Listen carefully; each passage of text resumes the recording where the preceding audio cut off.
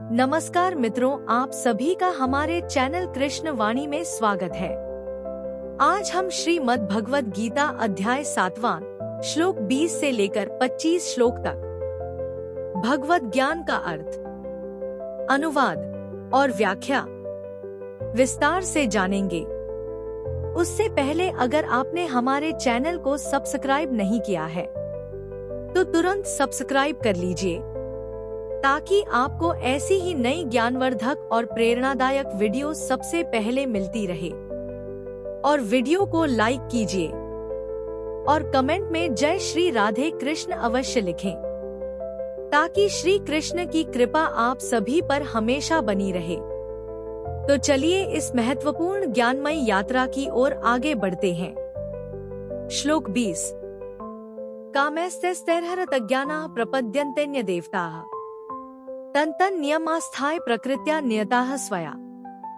भावार्थ, जिनकी बुद्धि भौतिक इच्छाओं द्वारा मारी गई है वे देवताओं की शरण में जाते हैं और वे अपने अपने स्वभाव के अनुसार पूजा विशेष विधि विधानों का पालन करते हैं। तात्पर्य, जो समस्त भौतिक कल्मश से मुक्त हो चुके हैं वे भगवान की शरण ग्रहण करते हैं और उनकी भक्ति में तत्पर होते हैं। जब तक भौतिक कल्मश धुल नहीं जाता तब तक वे स्वभावतः अभक्त रहते हैं, किंतु जो भौतिक इच्छाओं के होते हुए भी भगवान की ओर उन्मुख होते हैं वे बहिरंगा द्वारा आकृष्ट नहीं होते। चूँकि वे सही उद्देश्य की ओर अग्रसर होते हैं अतः वे शीघ्र ही सारी भौतिक कामेच्छाओं से मुक्त हो जाते हैं। श्रीमद् भागवत में कहा गया है कि मनुष्य को चाहिए कि स्वयं को वासुदेव के प्रति समर्पित करे और उनकी पूजा करे, चाहे वह भौतिक इच्छाओं से रहित हो या भौतिक इच्छाओं से पूरित हो या भौतिक कल्मश से मुक्ति चाहता हो। जैसा कि भागवत में कहा गया है, अकामः सर्वकामो वा मोक्षकाम उदारधीः तीव्रेण भक्तियोगेन यजेत पुरुषं परम। जो अल्पज्ञ हैं और जिन्होंने अपनी आध्यात्मिक चेतना खो दी है वे भौतिक इच्छाओं की अविलंब पूर्ति के लिए देवताओं की शरण में जाते हैं। सामान्यतः ऐसे लोग भगवान की शरण में नहीं जाते क्योंकि वे निम्नतर गुणों वाले रजो तथा तमोगुणी होते हैं। अतः वे विभिन्न देवताओं की पूजा करते हैं। वे पूजा के विधि विधानों का पालन करने में ही प्रसन्न रहते हैं। देवताओं के पूजक छोटी छोटी इच्छाओं के द्वारा प्रेरित होते हैं और यह नहीं जानते कि परम लक्ष्य तक किस प्रकार पहुंचा जाए, किंतु भगवत भक्त कभी भी पथभ्रष्ट नहीं होता। चूँकि वैदिक साहित्य में विभिन्न उद्देश्यों के लिए भिन्न भिन्न देवताओं के पूजन का विधान है, अतः जो भगवत भक्त नहीं है वे सोचते हैं कि देवता कुछ कार्यों के लिए भगवान से श्रेष्ठ हैं। किंतु शुद्ध भक्त जानता है कि भगवान कृष्ण ही सबके स्वामी हैं। चैतन्य चरितामृत में कहा गया है, एकले ईश्वर कृष्ण आर सब भृत्य। केवल भगवान कृष्ण ही स्वामी है और अन्य सब दास है।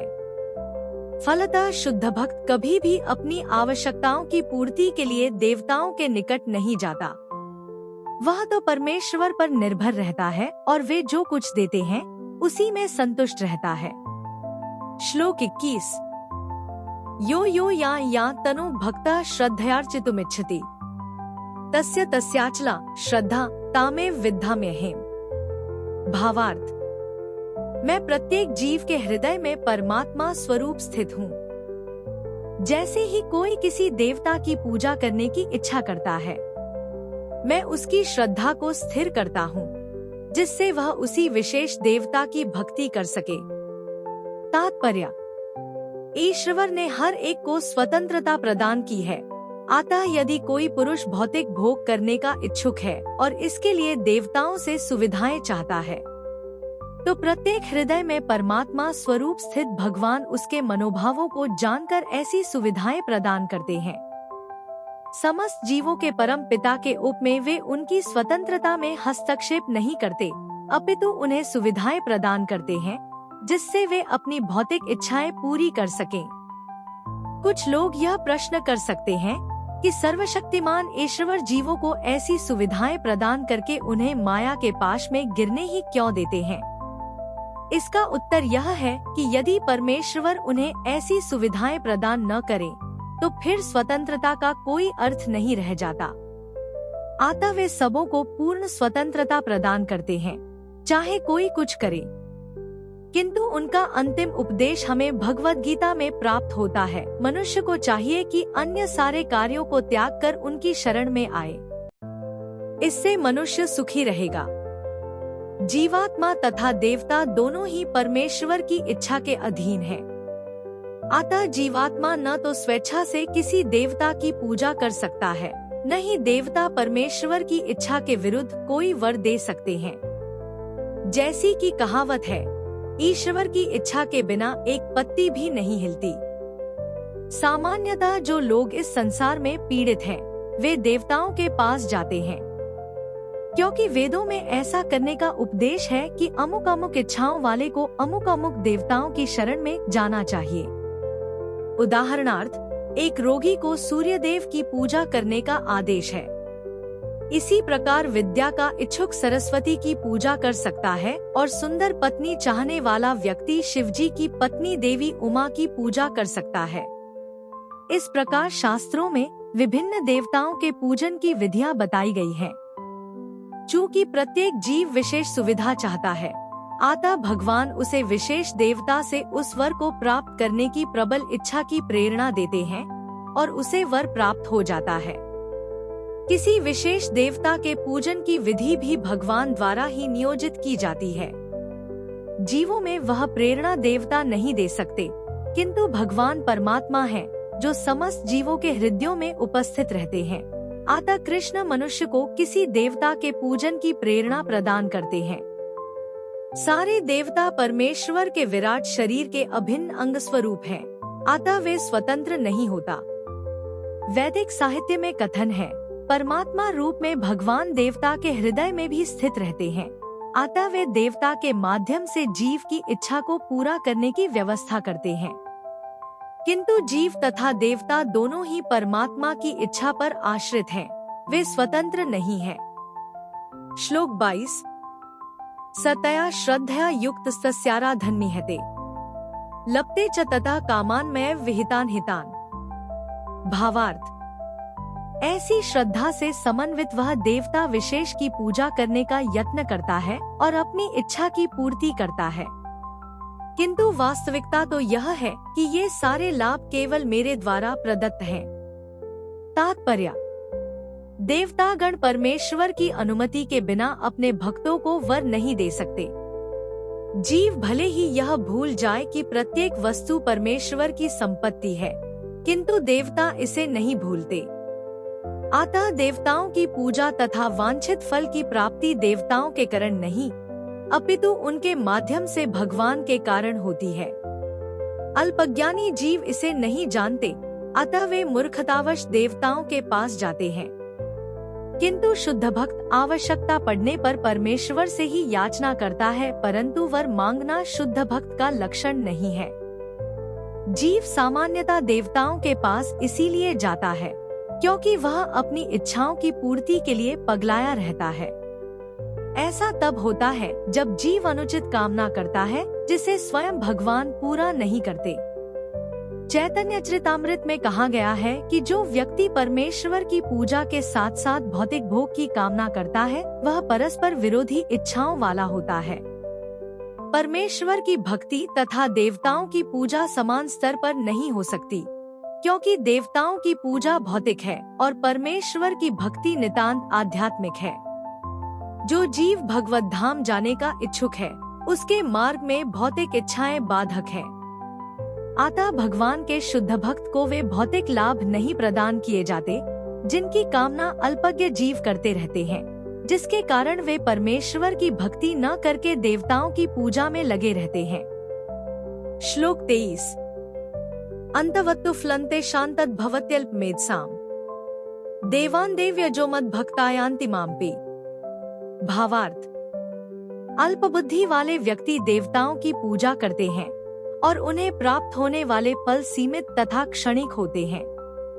देवताओं की पूजा करने वाले देवलोक को जाते हैं, किंतु मेरे भक्त अंततः मेरे परमधाम को प्राप्त होते हैं। तात्पर्य।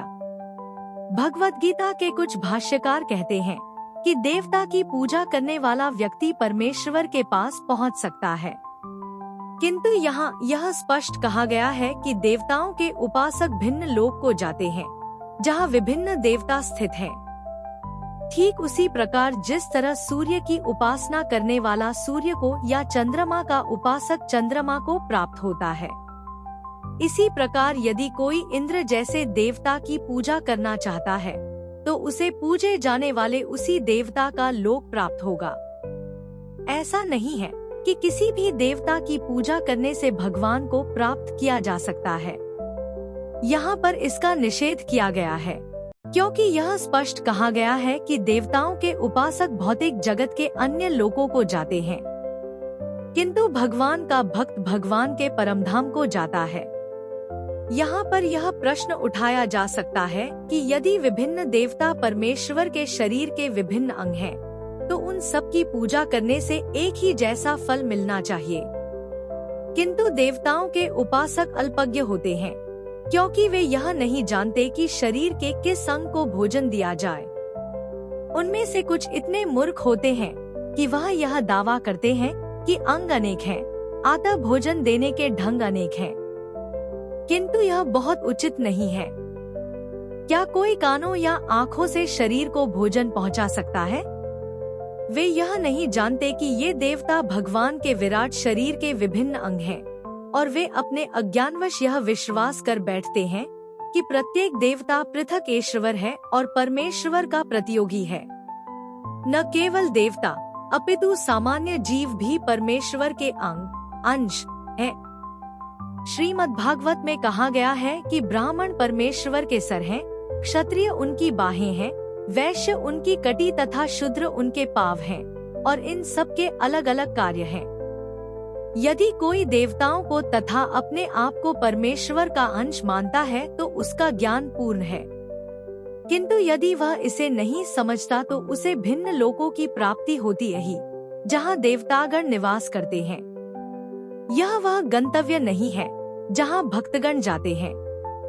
देवताओं से प्राप्त वस नाशवान होते हैं, क्योंकि इस भौतिक जगत के भीतर सारे लोग, सारे देवता तथा उनके सारे उपासक नाशवान हैं। अतः इस श्लोक में स्पष्ट कहा गया है कि ऐसे देवताओं की उपासना से प्राप्त होने वाले सारे फल नाशवान होते हैं। अतः ऐसी पूजा केवल अल्पज्ञों द्वारा की जाती है।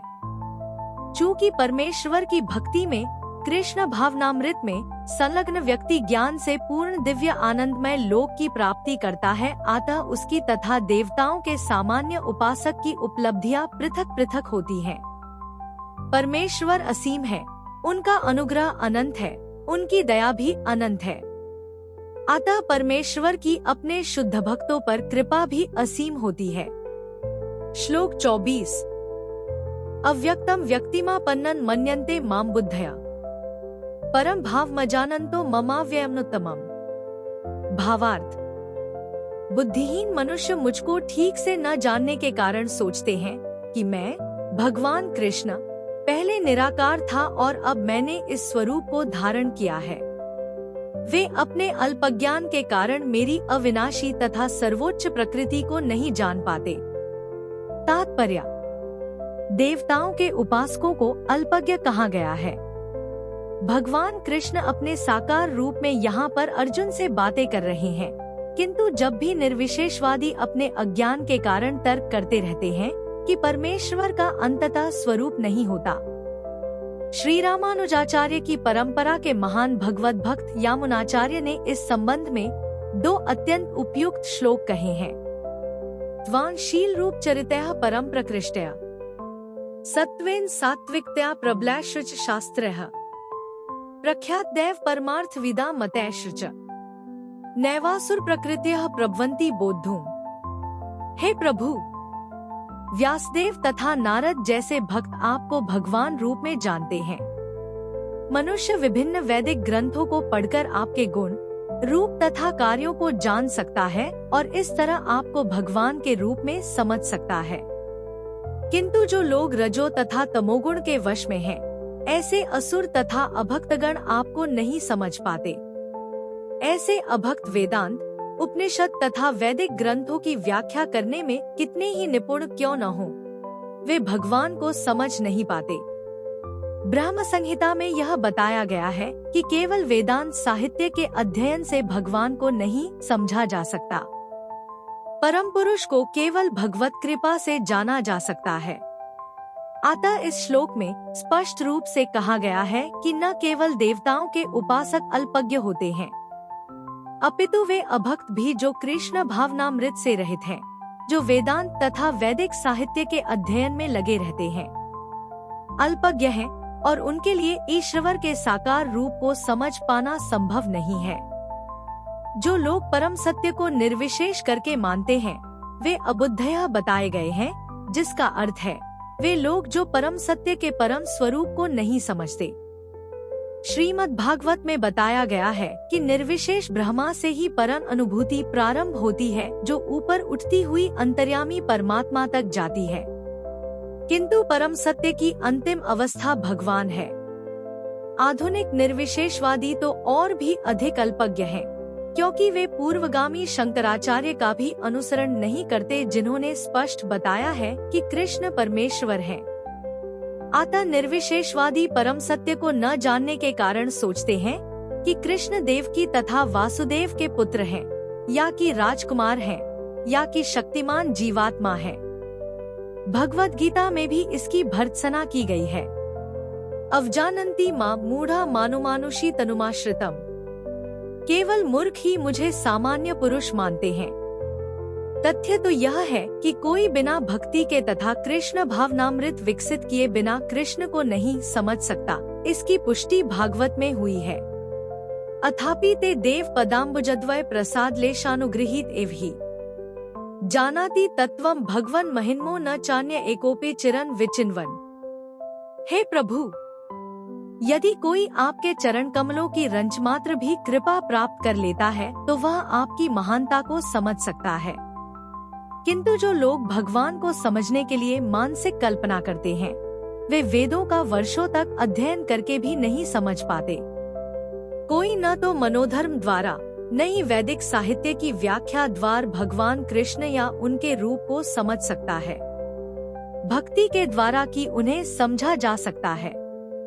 जब मनुष्य हरे कृष्ण कृष्ण कृष्ण हरे हरे, हरे राम राम हरे हरे इस महानतम जप से प्रारंभ करके कृष्ण भावनामृत में पूर्णतया तन्मय हो जाता है, तभी वह भगवान को समझ सकता है। अभक्त निर्विशेषवादी मानते हैं कि भगवान कृष्ण का शरीर इसी भौतिक प्रकृति का बना है और उनके कार्य, उनका रूप इत्यादि सभी माया है। ये निर्विशेषवादी मायावादी कहलाते हैं। ये परम सत्य को नहीं जानते। 20वें श्लोक से स्पष्ट है, कामैस्तैस्ते रहरी तज्ञानाः प्रपद्यन्तेन्य देवताः। जो लोग कामेच्छाओं से अंधे हैं, वे अन्य देवताओं की शरण में जाते हैं। यह स्वीकार किया गया है कि भगवान के अतिरिक्त अन्य देवता भी हैं, जिनके अपने अपने लोक हैं, और भगवान का भी अपना लोक है। जैसा कि 23वें श्लोक में कहा गया है, देवान देवजयो यान्ति भद्भक्ता यान्ति मामपि। देवताओं के उपासक उनके लोकों को जाते हैं, और जो कृष्ण के भक्त हैं, वे कृष्णलोक को जाते हैं। किंतु तो भी मूर्ख मायावादी यह मानते हैं कि भगवान निर्विशेष हैं, और ये विभिन्न रूप उन पर ऊपर से थोपे गए हैं। क्या गीता के अध्ययन से ऐसा प्रतीत होता है कि देवता तथा उनके धाम निर्विशेष हैं? स्पष्ट है कि न तो देवतागण, न ही कृष्ण निर्विशेष हैं, वे सभी व्यक्ति हैं। भगवान कृष्ण परमेश्वर हैं, उनका अपना लोक है और देवताओं के भी अपने अपने लोक हैं। अतः यह अद्वैतवादी तर्क की परम सत्य निर्विशेष है और रूप ऊपर से थोपा, आरोपित हुआ है, सत्य नहीं उतरता। यहाँ स्पष्ट बताया गया है कि यह ऊपर से थोपा नहीं है। भगवद गीता से हम स्पष्टतया समझ सकते हैं कि देवताओं के रूप तथा परमेश्वर का स्वरूप साथ साथ विद्यमान है और भगवान कृष्ण सच्चिदानंद रूप है। वेद भी पुष्टि करते हैं कि परम सत्य आनंदमयोभ्यासात् अर्थात वे स्वभाव से ही आनंदमय हैं और वे अनंत शुभ गुणों के आगार हैं। गीता में भगवान कहते हैं कि यद्यपि वे अजन्मा हैं, तो भी वे परकत होते हैं। भगवत गीता से हम इस सारे तथ्यों को जान सकते हैं। अतः हम यह नहीं समझ पाते कि भगवान किस तरह निर्विशेष हैं। जहाँ तक गीता के कथन है, उनके अनुसार निर्विशेषवादी अद्वैतवादियों का यह आरोपित सिद्धांत मिथ्या है। यहाँ स्पष्ट है कि परम सत्य भगवान कृष्ण के रूप और व्यक्तित्व दोनों है। श्लोक 25।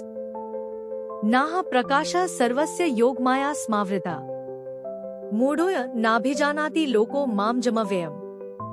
भावार्थ, मैं मूर्खों तथा अल्पज्ञों के लिए कभी भी प्रकट नहीं हूँ। उनके लिए तो मैं अपनी अंतरंगा शक्ति द्वारा आच्छादित रहता हूँ। अतः वे यह नहीं जान पाते कि मैं अजन्मा तथा अविनाशी हूँ। तात्पर्य, यह तर्क दिया जा सकता है कि जब कृष्ण इस पृथ्वी पर विद्यमान थे और सबों के लिए दृश्य थे, तो अब वे सबों के समक्ष क्यों नहीं प्रकट होते? किंतु वास्तव में वे हर एक के समक्ष प्रकट नहीं थे। जब कृष्ण विद्यमान थे तो उन्हें भगवान रूप में समझने वाले व्यक्ति थोड़े ही थे। जब कुरु सभा में शिशुपाल ने कृष्ण के समाध्यक्ष चुने जाने पर विरोध किया, तो भीष्म ने कृष्ण का समर्थन किया और उन्हें परमेश्वर घोषित किया। इसी प्रकार पांडव तथा कुछ अन्य लोग उन्हें परमेश्वर के रूप में जानते थे, किंतु सभी ऐसे नहीं थे। अभक्तों तथा सामान्य व्यक्ति के लिए वे प्रकट नहीं थे। इसीलिए भगवद गीता में कृष्ण कहते हैं कि उनके विशुद्ध भक्तों के अतिरिक्त अन्य सारे लोग उन्हें अपनी तरह समझते हैं। वे अपने भक्तों के समक्ष आनंद के आगार के रूप में प्रकट होते थे, किंतु अन्यों के लिए, अल्पज्ञ अभक्तों के लिए, वे अपनी अंतरंगा शक्ति से आच्छादित रहते थे। श्रीमद्भागवत में कुंती ने अपनी प्रार्थना में कहा है कि भगवान योगमाया के आवरण से आवृत हैं। अतः सामान्य लोग उन्हें समझ नहीं पाते। ईशोपनिषद में इस योगमाया आवरण की पुष्टि हुई है, जिससे भक्त प्रार्थना करता है, हिरण्मयेन पात्रेण सत्यस्यापिहितं मुखम तत्वं पूषन् पावृणु सत्य धर्माय दृष्टे। हे भगवान, आप समग्र ब्रह्मांड के पालक हैं और आपकी भक्ति सर्वोच्च धर्म है। अतः मेरी प्रार्थना है कि आप मेरा भी पालन करें। आपका दिव्य रूप योगमाया से आवृत है। ब्रह्म ज्योति आपकी अंतरंगा शक्ति का आवरण है। कृपया इस तेज को हटा ले, क्योंकि यह आपके सच्चिदानंद विग्रह के दर्शन में बाधक है। भगवान अपने दिव्य सच्चिदानंद रूप में ब्रह्म ज्योति की अंतरंगा शक्ति से आवृत हैं, जिसके फलस्वरूप अल्पज्ञानी निर्विशेषवादी परमेश्वर को नहीं देख पाते। श्रीमद्भागवत में भी ब्रह्मा द्वारा की गई यह स्तुति है। हे भगवान, हे परमात्मा, हे समस्त रहस्यों के स्वामी, संसार में ऐसा कौन है जो आपकी शक्ति तथा लीलाओं का अनुमान लगा सके? आप सदैव अपनी अंतरंगा शक्ति का विस्तार करते रहते हैं, अतः कोई भी आपको नहीं समझ सकता। विज्ञानी तथा विद्वान भले ही भौतिक जगत की परमाणु संरचना का या कि विभिन्न ग्रहों का अन्वेषण कर लें, किंतु अपने समक्ष आपके विद्यमान होते हुए भी वे आपकी शक्ति की गणना करने में असमर्थ हैं। भगवान कृष्ण न केवल अजन्मा है, अपितु अव्यय भी है। वे सच्चिदानंद रूप हैं और उनकी शक्तियाँ अव्यय हैं।